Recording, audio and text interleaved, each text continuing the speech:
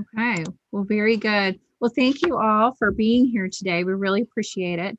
We know it's a Friday in December and probably rushed to get holiday things put together, but thanks for being here with us.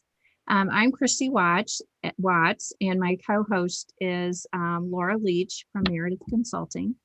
And what we're going to talk about is ageism in the workplace today. And this is actually part two.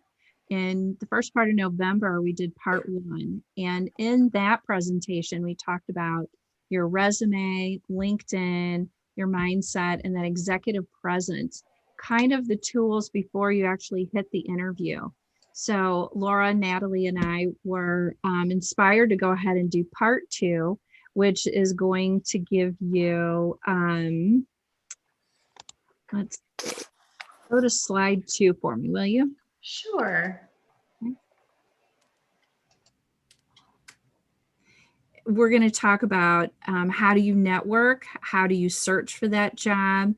Where are you at with your social media and technology? When is it time to reinvent yourself or recreate? Maybe look at a different career path. Negotiating the job once you get the offer. What are some negotiation tactics you can use? Executive presence again, and again, that positive mindset, calming that amygdala down.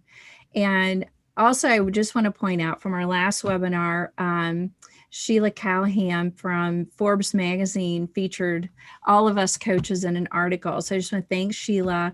And if you want to look for that information, it's out on Forbes too. And so we'll just move through. We're not going to answer any questions today because we have a pretty packed agenda, and I've actually talked too long, so I apologize. But we will send you a newsletter through your registration link with all the any questions that need to be asked or information. So again, thank you for joining us today. And Laura, I believe it's your turn. Yeah, well, thank you everyone for being here today. I'm super excited. This is a topic I think near and dear to all of us. And so thank you for jumping in here.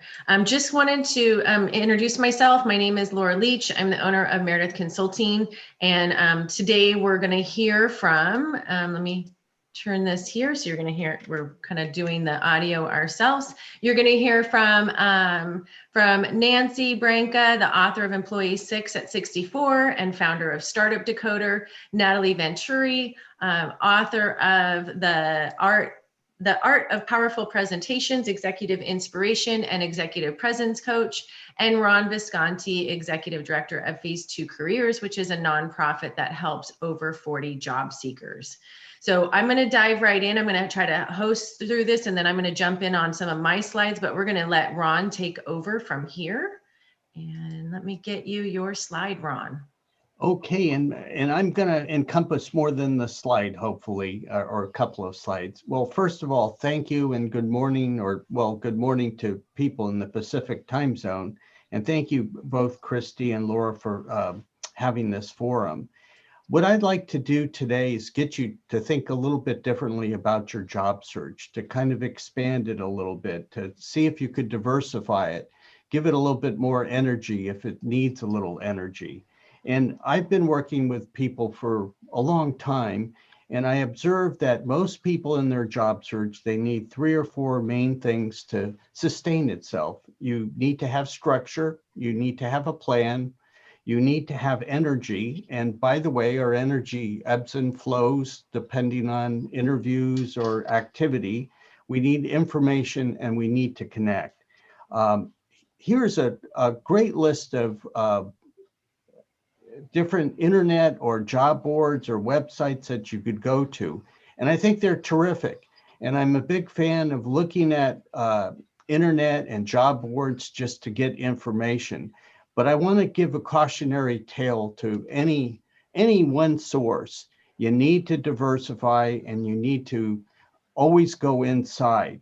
So the issue I see with most people is they rely on 1 or 2 techniques to get them through their job search, and that's all they do. And so what happens, they either don't get any activity or they're just not hearing anything. So my point number 1 is diversify. your job search. I've gotten jobs through job boards, but it doesn't mean you can't. It's a great source for information, for knowing who's hiring. But my little caveat there is go inside and see how you could take that information and make it happen.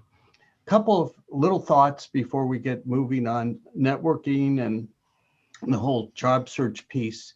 Three things you have to think about. Be aware of what you bring to the table. Be aware of your brand. Be aware of your special skills, your experiences. When you're looking for work, also be aware of what you want and what you need. If it's a salary or geography or life balance or values, just be aware of that. And the final piece, if it's going to be happen, you have to be aware of what the employer needs and what they're all about. And so as you search jobs on the job boards or through friends, be aware of what the critical needs are of the company. By the way, they've done studies of this, and most men will apply to a job if they have 60, 70% of the basic job description.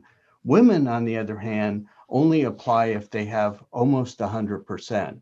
So you have to kind of, there's a gender difference here and make a balance, but you have to hit the main core of the job descriptions and review it and make sure your resume is carefully tailored to that. A couple of thoughts about the job market. We always hear the word the hidden job market. What is that? These are jobs that aren't advertised, and be aware that's why job boards are great, but everyone and their sister knows about that job opening because it's open to the world. You want to be in touch with jobs that have not been advertised or plan to be advertised. For example, maybe an employer is going to replace someone, a non-performer, or maybe they're giving preference to insiders first, or perhaps it's not part of the company process, or it could be a very small employer and they don't have the resources. So I want you to know many, many jobs, some say as many as 75% or even 85% don't even get advertised. And those are the jobs that we want to get to. I could tell you lots and dozens of stories of that. A very quick story. I was putting on a job fair, a large job fair, and we probably had about 80 employers. And a woman came to me, knew I was organizing the event, and she said, "There's no work for me here." And I said, "Well, what do you do?" "I'm a recruiter." And I said, "Well, that's not true. You just have to ask." And I know for a fact, a friend of mine in that booth is looking for a recruiter, but they can't advertise it because it's not open through their requisition. So she went around talking rather than just asking, "Do you have a job in X?" She started asking questions, and she turned in from there was no possibilities to 4 possibilities. And she, at the end of the fair, said thank you to me. So always ask questions. Um, I guess we could go to the next slide about networking, why that's so important.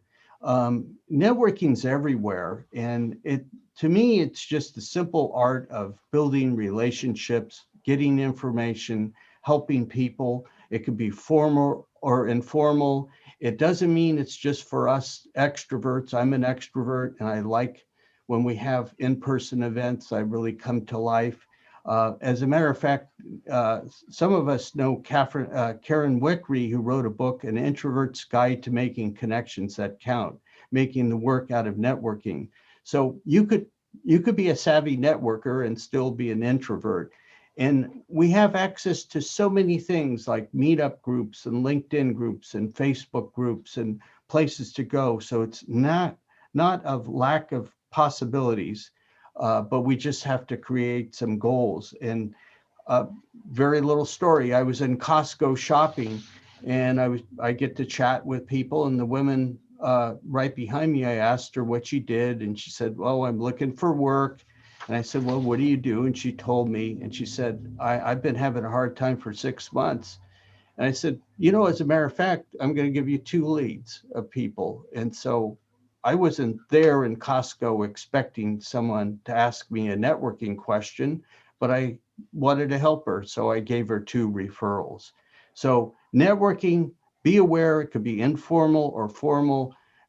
Anything is a possibility. My next little point I want to make, and it's a critical point, we have to be inquisitive, we have to ask questions, and we have to really dig and listen. And anytime we go out and chat with people, we want to know more about the trends. We want to know insights that professionals might have, advice they might give, resources they might hand us, and assignments. What are projects that they're working on? And I'm a real big fan of doing exploratory interviews, not asking for a job, but getting information. And these are people you could target that work for companies that you want to work for, or an industry you want to work for, or even just people in general that have a wide network. And these are many, many places on the slide that you could get those informational interviews. But the main thing of informational or exploratory interviews, don't put the other person ill at ease by asking for a job. Frame it such that, I need your insights would be important to me. I need more information about this industry or your company, or I'm looking to do more research, and that would be critical. So exploratory interviews should be constant. Matter of fact, I could think of my friend Rich that said, every day I do 5 exploratory conversations with people, either through emails and in person. Then another thought, and I rarely see job seekers do this, but there's tons of great databases out there that will give you information that will get you connected with companies you've never heard of. For example, Reference USA or the Business Times will have a collection of thousands of companies that you've never heard of. So another little tip, go directly to the company. You could do that either by going to the hiring manager if it's a smaller company, or basically targeting companies that you want to work for. Very quick little story.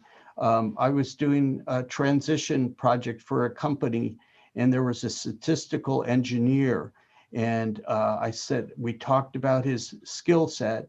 And so what we developed was 12 to 15 companies like what he just did that would relate to what his skill set was. So he worked with these 12 to 15 companies. He got 3 interviews and got 2 job offers. So the more strategic you are in who you strategize to work for, the more productive you're going to be. And then every company has a staffing service or staffing services that they work with. So if I wanted to work for like a Roche or a Genentech, I would find out what's the core of staffing services. A lot of staffing services might be on site or outside referring people. So that's definitely a technique. And of course, the more information gathering you get from people that work within the company, the better off you are. And that's where you employ your exploratory interview. Many companies have referral programs. And I know, Laura, you've had one of your slides that you're 4 times as likely to get a job if you have a referral. So if you have a company in mind and you want to target that company, find out how you could go on the inside to get more information, because information is knowledge. And companies love referrals because it makes a much better hire. It increases employee retention. It saves time and money. And they know you're going to refer only people that are of value to them. So that's referrals. However, how to do the referral, I would not encourage just to ask outright, do you have a job? But again, the research or the question, I'm very interested in working for your company, and I think your information and your how you could give me the insights of what would be important to work for your company. Ask open-ended things rather than asking for a job. And then my final thought, because this is a very time-limited conversation, or targeting companies is one thing, having a greater list is even adds a little more power. So create a little Excel or data sheet of 10, 15, or 20 companies you want to work for. They could change as you get interested or not interested in them. And that way you will have focus in your conversation and who you're targeting. Don't let the market draw how you search. Rather, you should be strategic of what you want and go out for what you want. So that's my little bit of networking's everywhere. Do lots of conversations in person, email when we can. Lots of opportunities through different groups like LinkedIn, and always be exchanging information, and it's about helping each other out. So thank you for the Thank you time. so much, Ron. So much packed information into this this time that we have together. So I'm going to jump in and go on to our next slide, and I will want to talk a little bit two things that I think are really important in our job search strategies. And one is social media and technology, right? Social media is such an important piece of being able to get found and then finding all of these other areas for informational interviews. But I talk a lot about LinkedIn, but LinkedIn is an absolute must. If you don't have a LinkedIn profile with your current picture, you're not in the game. It is a must. It's table stakes. It's really important that you have a picture that is, I always like to say a smile from ear to ear, right? We want you to be approachable, and we want employers to be able to find you. All employers have use LinkedIn, right? 98% of recruiters use LinkedIn. If you need help setting it up or improving it, or just need a makeover, any of us can help you out. But there's going to be tons of resources at the end of this slide, including all of our contact information should you need any help with that. The other thing that I wanted to touch on is upskilling. So what I mean by that is a lot of times, certain technologies become, and tools and office tools become kind of, again, they're a must have. Most companies are either using Google or they're using Microsoft. It's great to know both Microsoft and Excel, but Microsoft and Excel are pretty standard office tools. But some do use the Google Suite, and it's important that you know what both of those are and how to use both of those. Some companies require you to understand databases or customer relationship management tools like Salesforce. If you're unaware of what a CRM is, or you just need to brush up, YouTube is your friend. It's free. And then another thing is, there's lots of LinkedIn free classes, tutorials, but I think it could be really advantageous if there is a certain technology or a certain office tool that you are seeing showing up on job descriptions. Go and try it out. Get a trial membership and play around with it, and cancel when that trial's up. But then you can actually have some hands-on experience playing with that tool, and you can add that either to your resume, or at least kind of brush up on what is it, how is it being used, and how do I utilize this in my job search moving forward. The other thing I think is really important, and another area that I will hold a torch for is salary, and especially us that may have been out of work for a while. really, really important to know what you're worth, what the current job market pays for certain roles. I'll give you an example. I have a client who has been with her company from internship, and she's been there for 24 years. I know she's not getting paid market rate. She only got a certain amount of raises and different promotions throughout that time. So understanding if you're stepping out of a role you've been in for a long time, or you know that you've been underpaid, figure out what you're worth, right? You do your research. There's tons of areas where you can get salary.com, payscale.com, LinkedIn. There's going to be a ton of lists on the resource page at the end of this. But it's really important that you know what you're worth. And then the second piece of this is practicing negotiation. I coach people on getting prepared to negotiate an offer, and what the offer looks like, and what the salary analysis and the pros and the cons. And then when it comes to negotiation, they choke. And it's because we don't practice it. We don't practice the words that come out of our mouth. Similar to what Ron was saying, there's a certain amount of men who will negotiate, and there's a certain percentage of women who just won't. And so I think it's really important that we prepare what we're going to negotiate. What are those words we're going to say when they come out of their mouth? What do I make now? What do I want to make? And what do I need to make? Right. And again, I can talk on this is a whole nother webinar topic, and I won't grind on it, but women still only make 81 cents on the dollar in 2020. So if you need help with negotiating salaries or salary negotiations, there's plenty of us that can help you out with that. And again, plenty of resources at the end, but it's so important that we get the salary that we deserve. Okay, Natalie, take it away.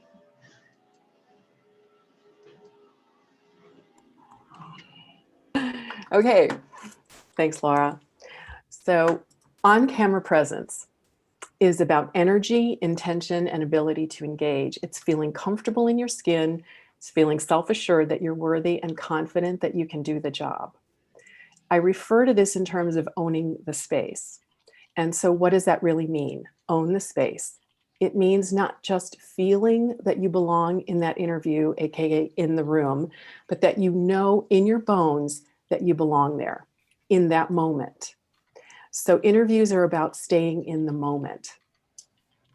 So that you have this sense of inner authority and self-assurance, and you come to that interview with that inner authority and self-assurance. And the job search market leaves us feeling incredibly vulnerable. I want to acknowledge that. And as I've said before, it is add to that the ageism that we deal with and all of the other factors. It's a very, very vulnerable process. So I really, it takes courage to go through this. And I honor every single person's courage who can have the courage in their heart to go through this, and just know that and be kind with yourself.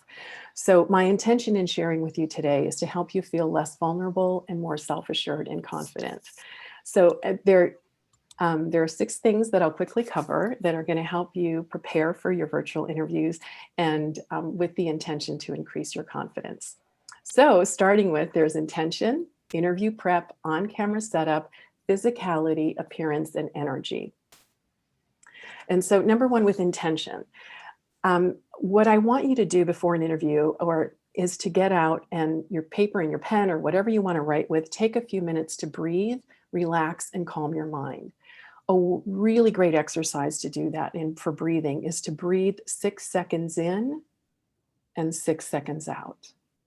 And it really can calm your nerves and calm your entire nervous system. So I also encourage you to do that before your interview because, the stakes feel high and we're nervous and our voice starts raising. But if we can just breathe in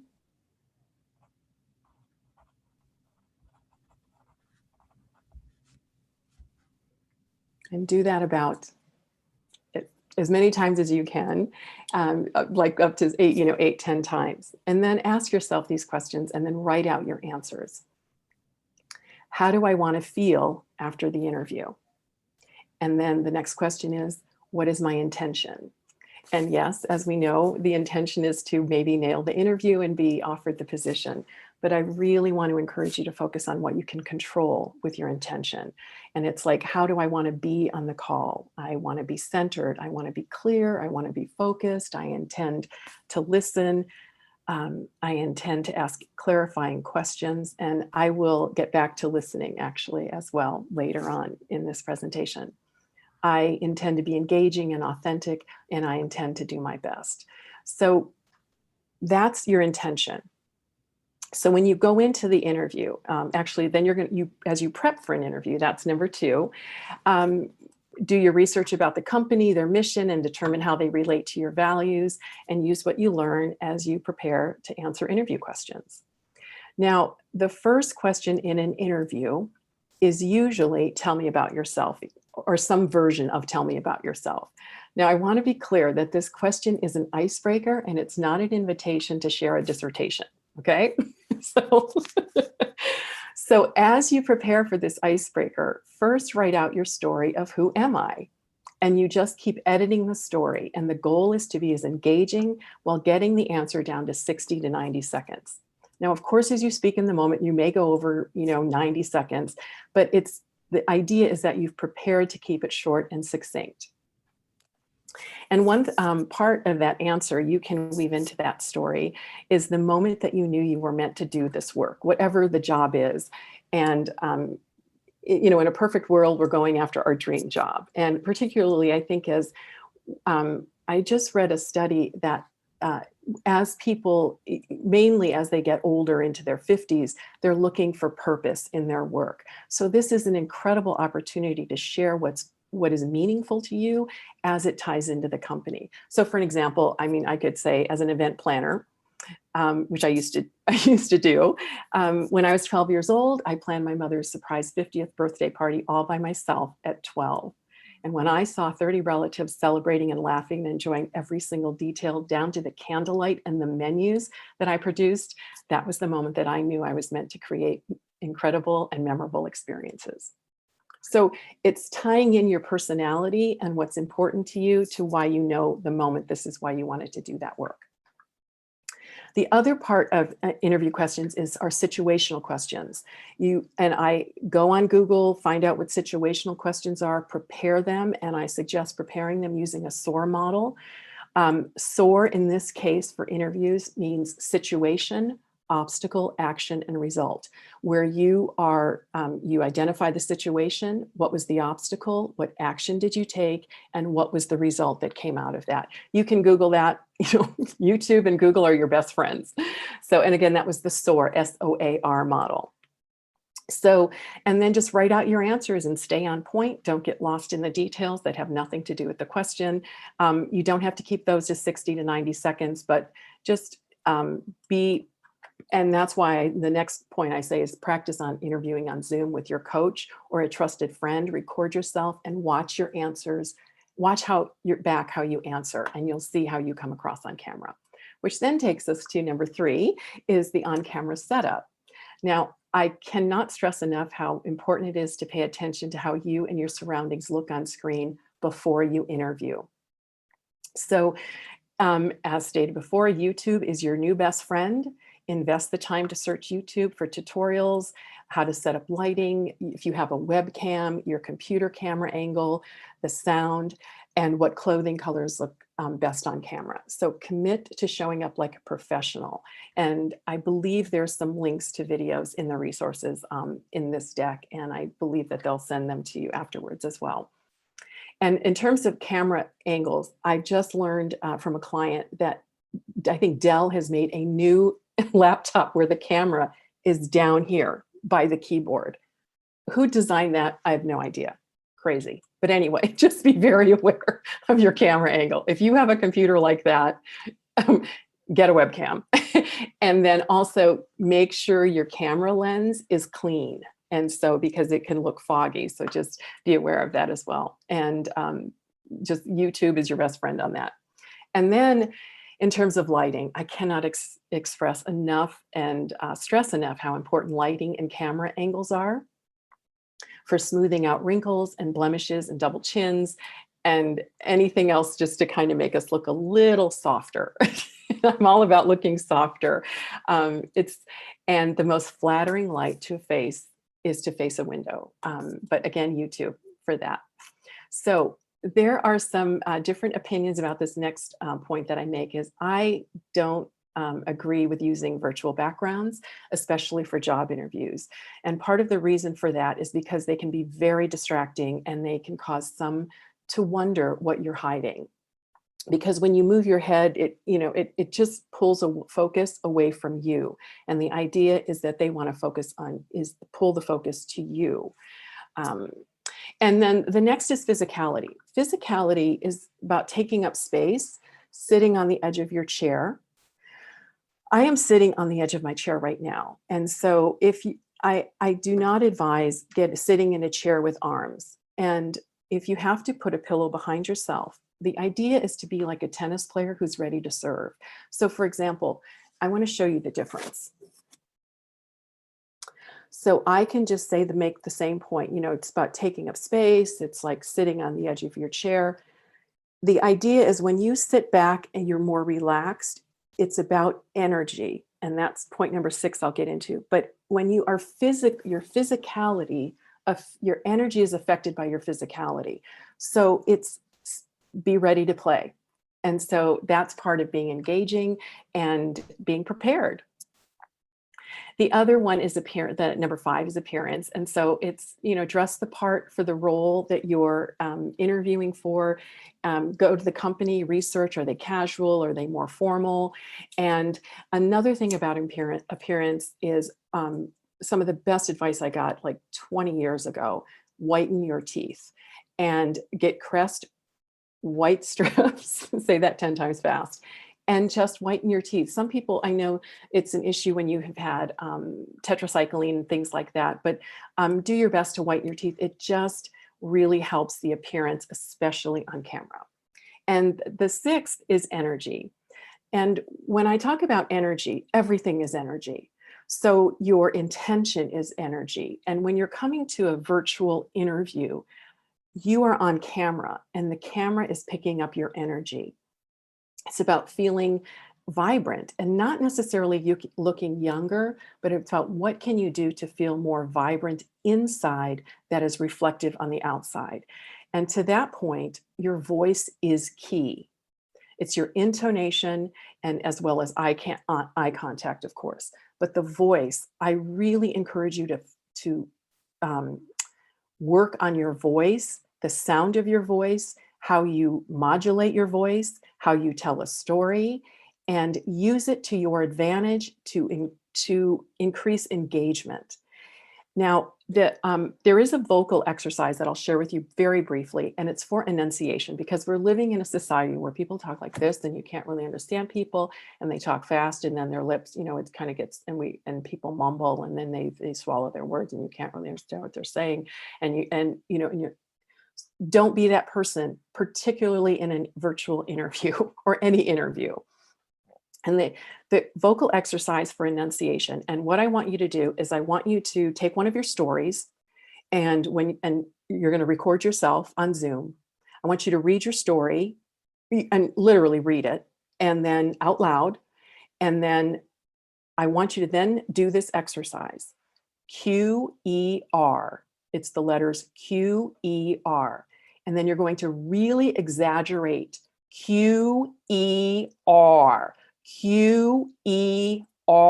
Do that 10, 15 times and then read your story. And I would pretty much, I won't say I bet the farm, but I would say that you will notice a huge difference in how you enunciate and how you speak. And it's just a fun exercise to do. And I've seen transformations in clients. It's quite remarkable. And then finally, I don't have this on the list, but really listen. When you are in an interview, listen and be curious, because it's like Maya Angelou says, people don't remember what you said, they remember how you made them feel. Be curious, interested, and listen to what it is they're actually asking you and what it is they want. So I will close with that. Thanks so much. Thank you so much, Natalie. It's a little loud in my background, so I'm going to hit mute. Nancy, go ahead and take it away. Thanks, Laura. Yeah, so for reinvention, I was thinking about that axiom that I think we've all heard. The definition of insanity is to do the same thing over and over again and expect different results. And sometimes in job search, it can feel like that when you're not getting results and you're wondering if a change might be in order. The trick is to figure out when to make that change and how to do it in the wisest way possible. And so that's a little bit of what I wanted to talk about. First, in thinking about when, you want to look for red flags. The job search is, it's so much about you, right? It's about who you are and kind of selling that to an organization. And so we can kind of get like in our own heads, and it helps to take a step back and look at the red flags that might be telling you that you need to make a change. And I like to think the best place to start is with data, especially because, as I said, you're so in your own head. But what does the data say? The data can be anything like, what kind of response are you getting? Are you getting interviews? Are you getting interviews, but you're not getting offers? Or in your current job, what does your job performance review look like? If you have a job with metrics, are you meeting your numbers? Step one, just ask yourself about the data. What is the data telling you? And then you also want to look at what energizes you. We've talked a lot here already about energy. Energy is a lot squishier than data for sure, but it's really important and it gives you a lot of clues about where you should be headed. So then thinking about a job search, where is the energy? Well, I mean, a job search certainly can be a slog, right? So put that aside and maybe look at the role that you're going for. When you think about that, the perfect job being offered to you, does that still energize you? Does that still make you excited? So that will give you a good clue if you're headed in the right direction. Same thing within the job that you're currently in. Again, day to day, it may be depleting you, but if you move that aside, do you still have a core of energy around the role that you're in? And if you don't, maybe it is time to do some reinvention or make a pivot. And then another thing to think about when looking at red flags is the problem with the strategy or the direction? So super simple example would be in job search. Is your strategy in the search wrong, or is it you're searching for the wrong job? You're aimed at the wrong role. I think I loved a lot of what Ron was saying about people get so focused on job boards and kind of mechanically applying, and that strategy may be wrong. In fact, probably it is. So you might want to change your strategy. Maybe you're going to move more towards networking or the informational interviews.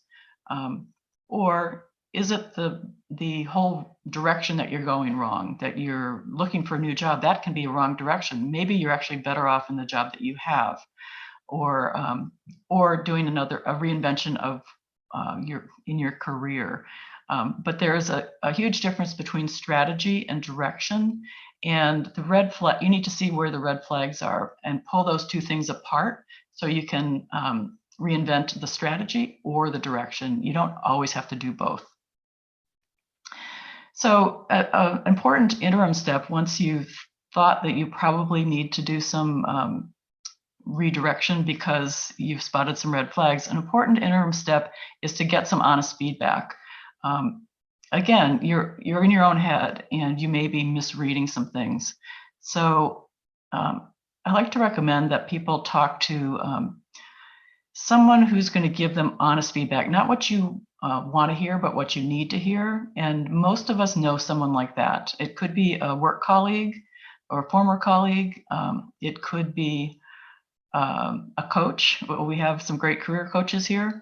Or it could be even a friend or a partner. I know my husband is brutally honest. He has no trouble with that when asked. So you just really need to hear from some other people what you're thinking about and if maybe it's time for you to make a change. And then there are some tools that you can use as well. And I like to recommend personality assessments because they give interesting frameworks to reflect back about yourself. 3 that I particularly like, and I think they're on the resources page. One is Gallup's Clifton Strengths. Gallup over, I don't know, decades has sort of categorized 35 strengths that people have. And when you take the assessment, then they'll give you back your top 5 strengths. So you can take a look at what those strengths are and think, okay, are these strengths that will really serve me in the role that I'm applying for? Or do these serve me in the role I currently have? It's a great framework to see if you're a fit for the role that you're seeking. Another assessment tool is the VIA character strengths. And that assesses, I think it's more sort of like values, value driven. And then a third is the Big 5. Psychologists seem to gravitate towards this one. They've divided the personality into 5 major characteristics, and then it shows you how you sort of fit on the continuum of those 5 characteristics. And those tools are free or low cost, so they're pretty easy to do. So if you decide you want to make a change, then you need to decide how big a change, how big a turn you need to make. So the range, clearly is from doing nothing, which is making no turns. And sometimes that's okay to do, or maybe you're not quite ready. Sometimes even when you're not getting results, you want to keep doing the same thing because you know how to do it. So you may need to get ready. The opposite of that would be to make a 180-degree turn. Now you've decided you want to go into nursing, so you're going to have to go back to school. I mean, that's a huge turn. It's harder to do in your mid or late career, and usually it requires quite a bit of investment. I like the place in the middle, which is making small changes, experimentation. A business practice that I think has been so widely adopted because it really works is testing. So there's probably not a headline today that's not A/B tested. Same thing with subject lines and emails. You can do some testing in your own reinvention. And there are a couple reasons that this is a smart thing to do, I think. One is because you're hedging your risk. You can keep doing some of what you have been doing, but then add something else. See where it takes you, and then maybe add some more, so that then you can also iterate this. The thing you tested worked, so now add another thing. Some ideas for this, you could do like a side gig, a side hustle that has to do with where you're thinking about reinventing yourself. You could do some volunteer work, volunteer to do that skill that you're thinking might be kind of in your new direction. You could also upskill. Laura talked about that, but you could get a certification in something that is not really your core area, and see if you like it and see if it's helpful to you to add it on. And finally, if you're in your current job, if you are working, you could ask to take on a new role or a new part of a role. I once, a company I was working with was trying to hire a product manager, and I was in content and writing, and I offered, I think I could do the product manager role in the interim before we have someone to take it full time. So there are a lot of great things about reinventing and pivoting. I have certainly done it in my own career, and it's worked out really well. The key is just to decide the right time to do it, and then to make sure that you do it wisely. Okay, thank you, Nancy. And I was just thinking of a person that I knew, and she was an attorney. She stayed at home with her kids for a little while, and then she has completely reinvented herself, and now she's going to nursing school. So it can happen. It can be successful, right? Absolutely. Yeah. So thank you. And Laura, if you go to the next slide. So the next we've learned a lot of tools here from Ron, Nancy, and Natalie. What's that one thing though that keeps you going? It's your brain. How is your mind getting control of your mind during this time? I think it'd be really hard. There can be a lot of anxiety. There's letdowns when you receive those letters or those phone calls that you didn't get the job or you didn't get the promotion. So how do you take control of that? How do you mentally deal with this part with a job search? And so one of those tips that I use with my clients is just to think big. And what do we mean by thinking big? Well, big. Physically big. You can actually do some exercises and you can sit in your chair and just stretch your arms as far as you can go and just feel big. And you can stand up. You can do it that way. But always think success. You want to big is thinking success. Big is believing in yourself. Big is realizing you have wisdom. 50 plus people, we've had a couple of jobs before, right? Draw from those experiences. That's what you add to the table when you go in for an interview, is you have wisdom. You've showed up at work every day. You've worked through situational problems over and over. So think big, give yourself that credit. Visualize yourself in that job. When you look at that job posting, really sit quietly, reflect with it, and visualize yourself into that job. Visualize, ask yourself, what is it going to look like if I were in this job? And I heard a coach talking the other day about manifestation, or manifesting it in your mind. And she had her car break down and all of a sudden she needed help and she had no AAA around. She had nothing, no one to help her. And so she just started thinking very positively. And all of a sudden, believe it or not, it came to her. Someone drove up and helped her. So you can visualize you in that new space, and what positive things will it bring to you? And what are some physical things that you can do? I have journaling down here as a suggestion, and you might be saying to yourself, you just want me to write down my thoughts and feelings? I do that already. That's how I'm trying to get through this whole thing. But when I talk about journaling, I'm referring back to what Ron was talking about tracking your data. And when you track that data, and Nancy touched on it, you can see where is your where are you stuck? Are you stuck with the resume piece? Are you stuck with the interview piece?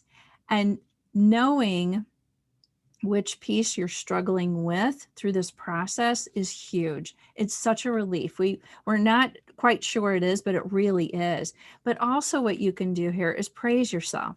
Last week, I applied for 20 jobs. That's incredible. I applied for 30 jobs. That's incredible. Give yourself a little bit of celebration when you look at that data. And that's what I mean by journaling, is allowing yourself to see all the work you have accomplished and then celebrate each little piece.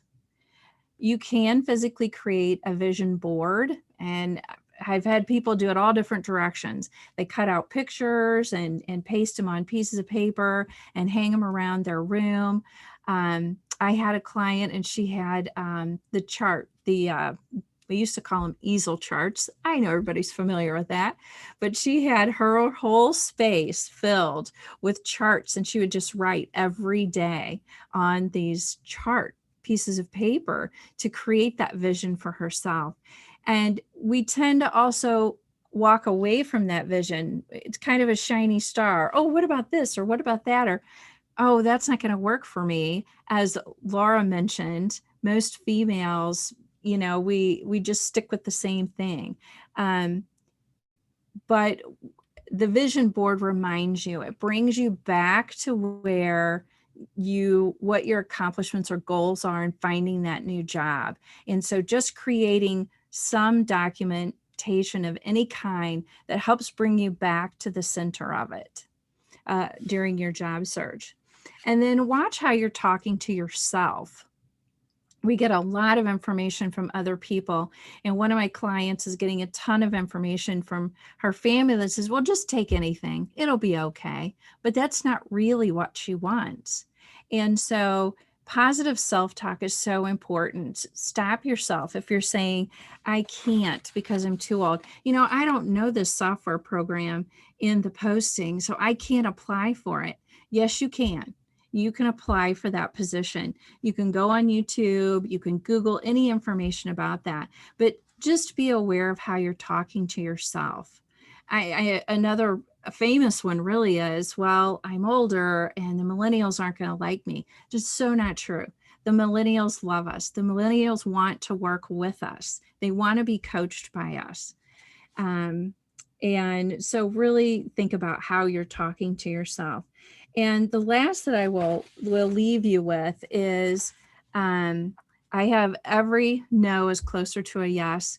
And what I mean by that is, when you're applying for these positions, when you get whatever information it is that you're not going to be welcomed into that company, don't think of that as complete rejection. Just think of that as redirection. What direction should I move into? That one didn't work for me. Let's go for another one.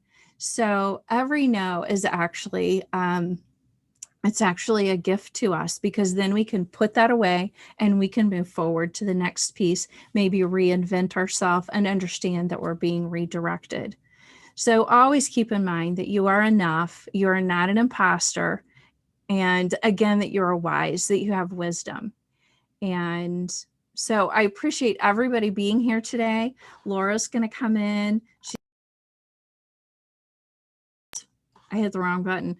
Laura's going to come in and she's going to finish up with the resource pages that we're going to send out. Or Laura, do you have any other comments as we finish up today? Yeah. Well, I hope that you all found a few, at least a few little nuggets of information to be helpful. And I wanted to thank our guest speakers, Ron and Natalie and Nancy, for your time and sharing your knowledge and wisdom. We will be sending out a resource page, and I'm going to throw it up here really quick. Here's our contact information, and then our resource page. Anyone that has attended, we have your email address from when you signed up. We'll make sure that you get this resource page, or if you want to take a picture of it now. We'd love it if you all follow us on LinkedIn. And again, thank you for your time and best of luck in your job search. And actually, we still have a little bit of time. So if anyone has any questions, you can throw it up in chat and we'll be happy to answer some of them. Somehow we breeze through this. Yeah. Any questions? I don't see any. I was going to say, somebody did ask, is this presentation, all the slides going to be delivered? And the answer is no. The helpful tips and resources that you see here will be delivered. And eventually it is being recorded and it will be rendered. And at some point it will be up on my website, but I'm not going to guarantee it's going to be immediate, because that's something that I have to teach myself how to do every single time. Somebody just asked around the contact page, and there you go. Again, take a picture of it if you need to, but all of our information will be on the resource page when we send it out. Somebody's asking, you signed up for part 1 was a webinar. Part 1, the webinar is up on my website, Meredith Consulting. meredithconsultingllc.com under career conversations. So you're welcome to watch it up there for free. And Laura, can we attach that when we send out our newsletter? We can put part 1 and part 2 on there. Would that be okay? Sure. Yeah. Sure. That way, everybody, we want them to go to your website, of course. No, but I'll put the links on there for sure. Yeah. Right. I just have to get the, and my hesitation was that means that I have to get it rendered and up on the website quickly. But at least you'll know where to go, and that will end up being there, and we could point you in the right direction. Yeah. Okay. I don't see any other questions. Do you have any over there that you can see? Nope. Any last words from our guest speakers? Thanks for having us. I learned a lot as well. Yay. Yeah, thank you for putting this together. good, good. You're very welcome. And hopefully we're going to have a part 3 in the new year and talk a little bit more about ageism and what we can actually do about it from an EEOC perspective. So if we actually, what to do, how do we file complaints? How do we help people and help navigate people toward the right resources? So, yeah. Yep. Thank you, Awesome. Laura and Christy. Appreciate you asking me to be a Awesome. part of it. One person is asking, you referred to databases. What can you expand, or could you expand on that? You know, a lot of most companies either have their own database, or they may need you to have some database skills, or at least be able to know how to go and pull data. A lot of times, you know, it looks very much like an Excel spreadsheet or something of the like. For the most part, though, you're going to see a lot of people using databases like a customer relationship management, like a CRM, to house all of their client information. Some companies, most companies I know, have their own type of database that they have kind of put together. So just looking at a job description and seeing what some of the requirements are is a really great way to figure out what's needed for that type of particular position within an organization. For example, if you were going into accounting, if you're seeing all these accounting positions, what kind of tools are they using in their accounting practices? Or if you were going into a marketing position, what kind of tools are you starting to see in the marketing roles that you might be interested in? And then again, YouTube is your friend. There are so much information out there about what does it look like, how do you use it, really quick and easy, you know, just a few minutes here and a few minutes there just to brush up on, so at least you have an idea optically of what it looks like and you're not completely unaware. And then LinkedIn has free classes. And I also, on the resource page, I found a really great link that had a whole bunch of online educational sources like Chegg that have places where you can go to online classes, places where you can go to resources, and that will be up on this particular page over here. I think it's under one of the websites, Goodwall. It has a ton of online learning platforms. And there you go. Your resource slide is up. That was the next one. For sure. Yeah. Lots of great information out there. That job board site and list continues to grow. People are constantly giving me new information about that. I give that to all of my clients, and it's constantly evolving. But remember something that Ron also mentioned, not a lot of companies that aren't big enterprise organizations, they can't afford to post on LinkedIn. Even Girls in Tech, it cost, I think it was $2,900 to post a job on Girls in Tech for 1 year, or to have that slot to post jobs throughout the time. It is no joke. An enterprise license for LinkedIn is over $30,000 a year. And that only includes a certain amount of job postings. So meaning they have to kind of constantly rotate them, which is why I always encourage people to go to other sites to get that information. Or like Ron said, map out the companies that you're interested in and go directly to those companies and see what they have on their website. Because I'll give you a quick little story, and I know we're at time. I work for the Gap Corporation. In my particular product manager division within the technology sector, we only had 10 slots, but at any given time we had 45 open positions, and they were constantly having to be rotated on Fridays. So everyone had to kind of, like, you know, raise your hand if you wanted your priority position to be up before the weekend. So always go directly to the website, and that's going to be where the position is going to be housed until it is closed down, or until there's I call it a butt in that seat. Okay. All right, cool. Well, thank you, everyone. Thanks for staying on. I know we're 1 minute over. Like I said, we'll get the resource page out to you as soon as possible. And you guys, thank you so much for doing this on a Friday morning. I appreciate you all. Thank you so much. Have a great holiday.